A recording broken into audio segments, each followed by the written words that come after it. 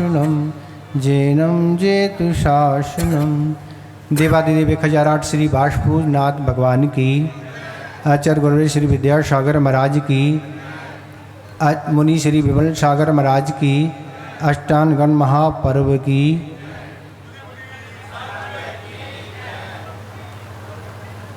घाटोल वालों को अष्टांग का पर्व में ऐसी सिद्धों की आराधना करने का अवसर प्राप्त हुआ है। आचार्य कहते हैं कि संसारी प्राणी को पाप को संचय करने वाले तो अनेक अवसर मिलते ही रहते हैं और उन अवसरों का वह लाभ उठाता ही रहता है। क्योंकि आज के युग में ऐसे पाप करने वाले साधन निरंतर उपलब्ध होते जा रहे हैं, जिनमें संसारी प्राणी अपना रात दिन उसी में लगा हुआ है।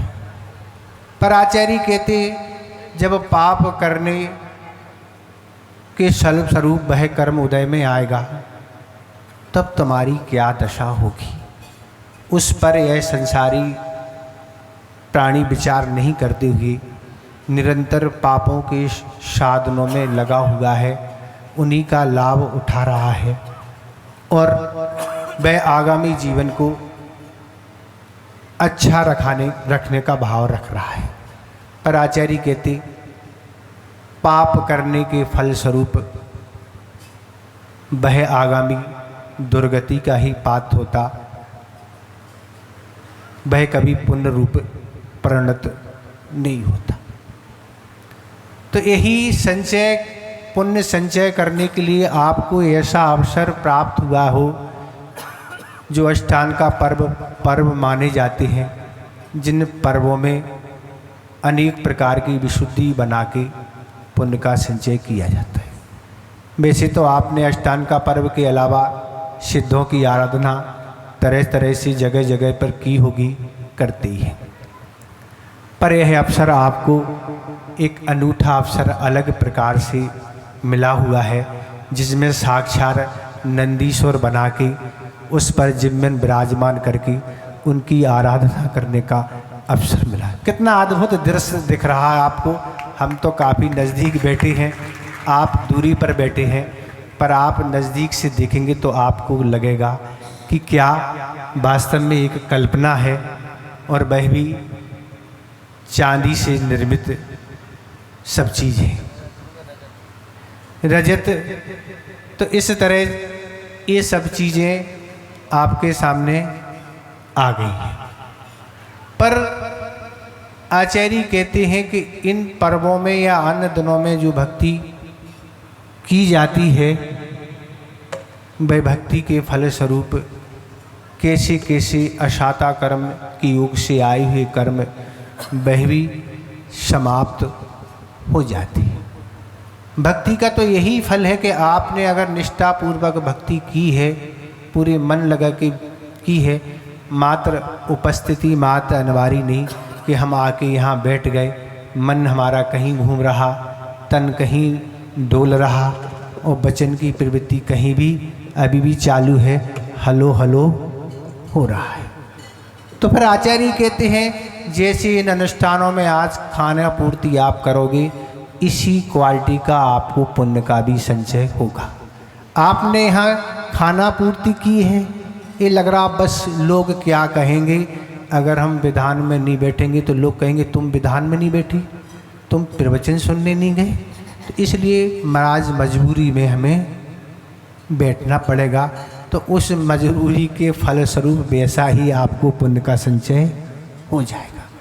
पर उत्साह पूर्वक आप उस अनुष्ठान को करेंगे, भक्ति को करेंगे, तो उस फल की तो आप कल्पना भी नहीं कर पाएंगे कि किस फल का आप, जब आपको वह उदय आएगा फल, तब आप सोच नहीं पाएंगे कि कैसा फल मिलता है। तो ऐसी भक्ति करने के अनेक उदाहरण आगम में हैं, अनेक कथाएं हैं, जिसके माध्यम से हम आपको बताएंगे कि वह भक्ति करने से कैसी अशाता कर्म की योग से ऐसी विपत्ति भी वह क्षण मात्र में समाप्त हो जाती है।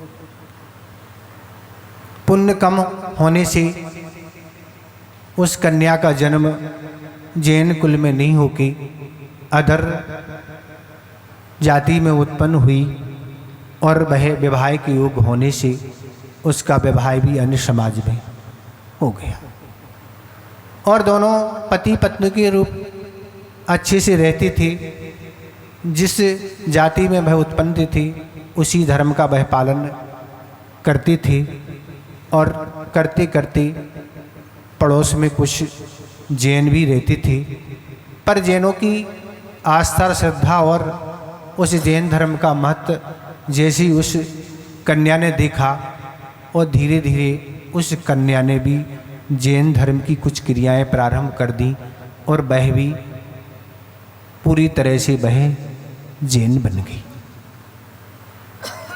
अन्य धर्म का पालन उसने छोड़ दिया और धीरे धीरे उसने इस जैन धर्म की विशेषता को बताते हुए अपने पति को भी बताया कि जैन धर्म कितना विशाल है, कैसी कैसी उस जैन धर्म में अच्छाई है। तो अपने पति को भी उसने जैन बना लिया और दोनों पति पत्नी जैन बन गए और जैन धर्म का पालन बड़ी श्रद्धा और आस्था के साथ वह करती थी, बहुत विशुद्धि के साथ वह रहती थी और धीरे धीरे समय आने पर एक पुत्र रत्न की प्राप्ति हुई और पुत्र भी धीरे धीरे जैसे ही बड़ा होने लगा, माता पिता को ये भाव था कि आखिर ये पुत्र उत्पन्न तो हुआ है पर इसमें कुछ ना कुछ विशेषता तो होना चाहिए। और उस पुत्र की छानबीन के लिए वह पति पत्नी दोनों ज्योतिषी के पास गए और पूछा कि हमारे यहाँ एक पुत्र रत्न की प्राप्ति हुई है, इस तारीख तिथि आदि को लेके ये सब चीज़ें उन्होंने बताई। तब उस ज्योतिषी ने यही बताया, ये जो पुत्र तुम्हारे यहाँ उत्पन्न हुआ है ये त्रिलोक पूज्य बनेगा, इसकी तीनों लोक में पूजा होगी, इसकी तीनों लोग जय जयकार करेंगे। ऐसे नक्षत्र आदि को लेके यह ऐसा पुण्य संस्कार लेके आया है।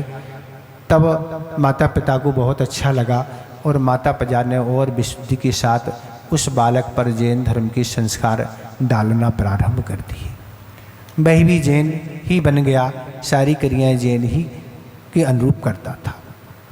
कुछ समय व्यतीत होने में एक दिन वह बालक अपने घर से बाहर किसी बगीचे में घूमने गया था। उस बगीचे में उसने देखा कि एक सर्प मेंढक को अपने मुख के अंदर कर रहा था और जैसे ही उसने वह दृश्य देखा, अब उसका मन इस संसार से भयभीत हो गया। उसको लगा कि इसी तरह बलवान प्राणी संसार में जो निर्बल होते हैं उनका जीवन यूं ही समाप्त कर देते हैं। काश ऐसा अवसर हमारे साथ भी व्यतीत हो। हमारी उम्र छोटी है, अगर बलवान व्यक्ति हमारा जीवन समाप्त कर दे तो हमारा ये भाव बेकार हो जाएगा। मनुष्य पर्याय बड़ी पुण्य योग और बड़े पुरुषार्थ के साथ मिलती है। आप अगर तत्वार सूत्र की टीका सर्वार सिद्धि का 9वें अध्याय में 12 भावना में बोधि दुर्लभ भावना के बारे में पढ़ेंगे तो आपको उस मनुष्य पर्याय की कीमत समझ में आएगी कि इस मनुष्य पर्याय कितनी दुर्लभता से मिलती है। एक एक लाइन क्या, एक एक शब्द आचार्य पूज्यपाद महाराज ने जो लिखा है, कितना अर्थ उसमें से अपन निकाल सकते हैं, ये तो आप पढ़ने के बाद सोचेंगे। वैसे तो आप 12 भावना पढ़ लेते हैं, चंद बिंदों में राजा राणा छत्रपति बस लाइनें हो जाती हैं। आप जहाँ के तहाँ रहते हैं और लाइनें भी वहाँ की वहाँ रहती हैं, पर आपके जीवन में कोई परिवर्तन नहीं आता। आचार्य महाराज ने एक बार बताया था, अभी भी आचार्य महाराज जब हम लोग कुंडलपुर में थे, आचार्य महाराज ने उसी के लिए ही कहा था। जब हम लोग आ रहे थे तो आचार्य महाराज ने हमसे यही कहा था कि भैया 12 भावना को अच्छे से याद रखना है, यही अपने जीवन में काम में आने वाली है। तो आचार्य ज्ञान सागर महाराज कहा करते थे कि 1200 भावना भाने से कुछ होने वाला नहीं है। अगर भाना है तो केवल 12 भावना अर्थ सहित उनको भाव, पाठ करने मात्र से नहीं, उनको अपने अन्य जीवन में उतारो कि अनित्य भावना क्या है, जब भी किसी पदार्थ का अभाव होता है, संकलिश की स्थिति क्या बनती है, किस तरह आर्त और रोध्यान में यह प्राणी उतर जाता है। अगर आयु कर्णों का संयोग उस समय बन गया तो अच्छी आयु बनने वाली नहीं है। तो आचार्य ज्ञान सागर महाराज कहते थे कि जिस तरह भोजन प्रतिदिन इस जीव को आवश्यक है, इसी तरह 12 भावना भी इस जीव को प्रतिदिन भाना आवश्यक ही है। अगर ये अपने जीवन में पाठ रखा है आपने, इस तरह का जीवन बनाया है, तो ये तो पक्का है कि दुर्गति होने वाली नहीं है। जो भी होगा सब अच्छा ही होगा। तो इस तरह वह बालक विचार कर रहा है कि काश ऐसी स्थिति ना बने कि हमारा जीवन भी समाप्त कर दिया जाए, और अनेक प्राणी इस तरह समाप्त किए जाते हैं। वह बालक वह दृश्य देखे, अब उसका घर जाने का विचार समाप्त हो गया और वह एक गुरु की खोज में निकल गया। और गुरु खोजते खोजते एक दिगंबर मुनिराज का उसको दर्शन हुआ, और उनके पास दर्शन करने पूर्वक उसने बहुत विशुद्धि से उसके मुनि महाराज के अच्छे से दर्शन किए, और दर्शन करने के बाद अपना भाव उन मुनिराज के समक्ष रख दिया कि ऐसा ऐसा हमने एक दृश्य देखा है भगवान, पर दृश्य देखने के बाद अब इस संसार में रहने का भाव नहीं है, बस यही भाव है, आप तो अपने समान हमें आज बना लें। बहुत कम उम्र होगी, आप भी बहुत सारे ऐसे दृश्य देखते हैं, बहुत सारी कथाएं, बहुत सारे दृष्टांत सुनते हैं। क्या क्या नहीं सुनते, आपके पास तो सारा आज साधन उपलब्ध है। इमीडिएट आप कोई भी घटना को, कहीं भी कोई घटित हुई, आप तक वह उपलब्ध हो जाती है। पर आपकी जीने की परिणति में कोई अंतर नहीं आता है। आप उसी ढाल में, उसी चाल में, उसी भाव में जीते रहते हैं। पर उस बालक ने ऐसा नहीं किया, उसने तो बस अब कदम उठा लिया कि इस संसार में रहना नहीं, और गुरु महाराज के समक्ष भाव रखने के बाद गुरु महाराज भी उसकी परिणति को जानते थे कि आगामी जीवन में एक क्या ऊंचाई छीने वाला है। गुरु तो खैर गुरु ही होते हैं, और गुरु महाराज ने सारी बात सुनको उनको दिगंबरी दीक्षा प्रदान उस बालक को दे दी। अब वह बालक नहीं, वह तो मुनिराज बन गए। वो मुनि महाराज बनने के बाद उनके गुरु महाराज ने उनको अच्छे से अध्ययन कराया, स्वाध्याय कराया, और स्वाध्याय करने से तो उनमें ऐसी विशुद्धि बढ़ी कि उन्होंने तपों को तपना प्रारंभ कर दिया। जितनी उनकी अनुकूलता और समय था उतना सारा वह तप तपते चले गए, और तप करने से ऐसी उनको सिद्धियां प्राप्त हो गई। कैसी सिद्धियां प्राप्त हो गई कि वह जिस पैर से उनके चरण धुलाए जाते थे, वह अगर पानी लोहे में लगा दिया जाए तो स्वर्ण बन जाता था। वह जमीन पर चलते थे, अगर जमीन से छोटे छोटे पत्थर टकरा जाते थे तो वह पत्थर भी स्वर्ण बन जाते थे। अगर उनके शरीर से स्पर्श किसी भी रोगी को हवा लग जाती थी तो वह रोगी निरोगी बन जाता था। और अगर वह अपने पैरों में कोई लेप लगा लेते थे तो वह हवा में उड़ने लगते थे।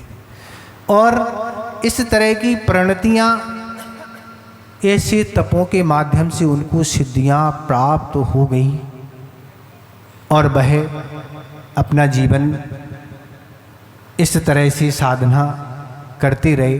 जब उनको ऐसी सिद्धि हो गई कि हवा में उड़ने लगे तो उन्होंने सोचा ऐसे अवसर का लाभ उठाना चाहिए, और वह शिवंधर स्वामी के चरणों में विदेशित दर्शन और वाणी को सुनने जाया करती थी।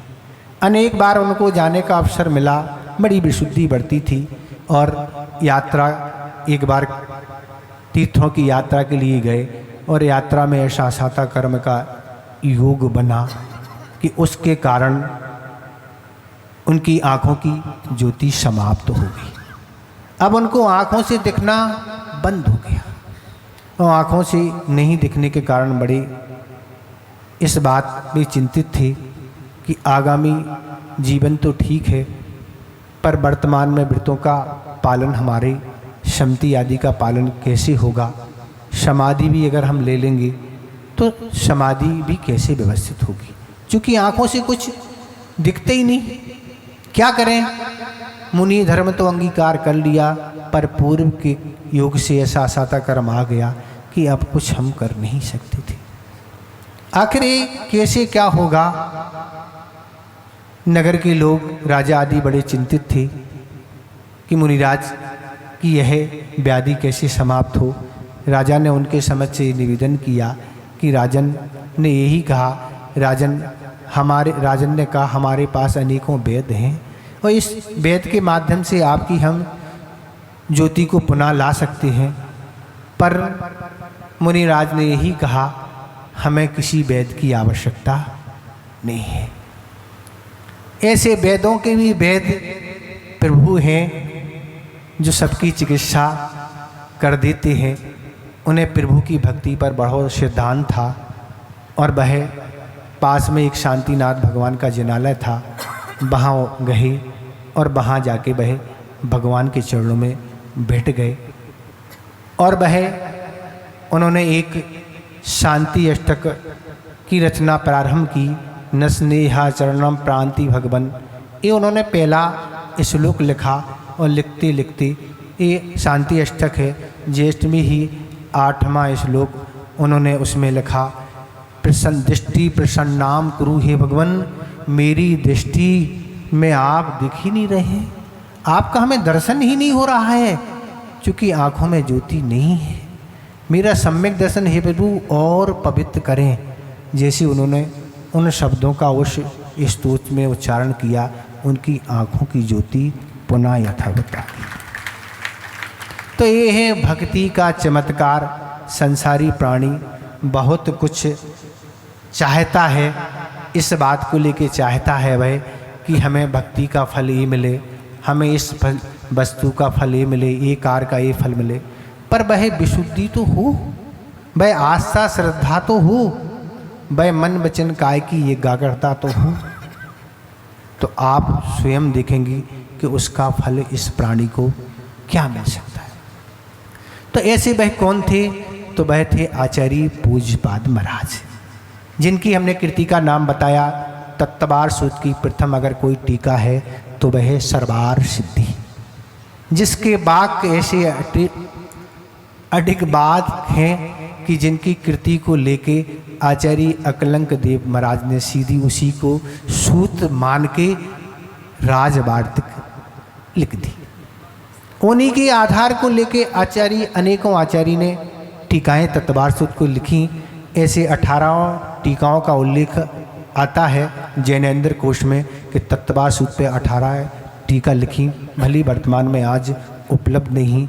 ऐसे आचार्य पूज्यपाद महाराज थे जिनके द्वारा सर्वार सिद्धि के अलावा समाधि तंत्र, इष्टोपदेश, 10 भक्तियाँ और भी रसायन शास्त्र, जैनेन्द्र व्याकरण, ये उनके द्वारा ही सब कुछ लिखा गया। और भी कृति हो सकती हैं।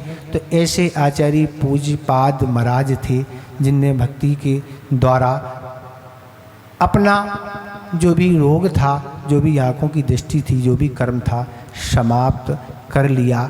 आप घाटोल बाय चाहें तो आप भी बहुत कुछ कर सकते हैं। ये अवसर आपको बड़े पुण्य से मिला है।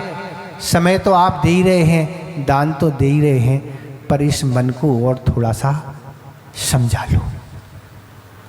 जो छोड़ के आए हैं वो तो बिगड़ ही चुका है। अब भविष्य के चक्कर में वर्तमान क्यों खराब कर रहे हो। भूत की चिंता में भी वर्तमान खराब होता है और भविष्य की चिंता में भी वर्तमान खराब होता है। तो इसलिए इतने ही हम पर्याप्त समझते हैं। अब तो भक्ति आदि का महत्व महाराज श्री बताएंगे, कैसा क्या महत्व है। हम तो ज़्यादा जानते नहीं, ना अपन कोई भक्ता है, ना कोई अपन को ज़्यादा आता है। अब महाराज जी कहते नहीं प्रवचन करना है, हमने तो कोई सोचा ही नहीं था क्या करना है भैया। इसलिए हम तो इतने ही कहेंगे कि ये अवसर पुण्य बढ़ाने की मिले हैं। पाप से बचने के लिए हैं तो भरपूर इसका अवसर उठाओ, पूरा मन वचन का एकाग्र करके ऐसे उपचार, ऐसे साधना के साथ ऐसे पुण्य का संचय करो कि वह पुण्य तहलका आपका आगामी पर्याय में मचा दे। तहलका ये नियम नहीं है कि यह पुण्य और पाप अगले भव में ही मिलता है, आप चाहें तो इस भव में भी ही वह पुण्य पाप का आप भोग सकते, ऐसा सिद्धांत है। तो ऐसे अपने जीवन को सुंदर बनाने के लिए ऐसे अवसर मिलते हैं, ऐसे अवसर को कभी भी आपको अवसर मिलते हैं, ऐसे अवसर को कभी छोड़ना नहीं चाहिए और उस पुण्य को संचय करके अपने आगामी जीवन को सिद्धियों की आराधना करते ही सिद्धत पद को प्राप्त कर लेना चाहिए। अहिंसा परमो धर्म की। हेलो हेलो हेलो, प्रभु तो मौन बैठे हैं, प्रभु को वास्ता क्या।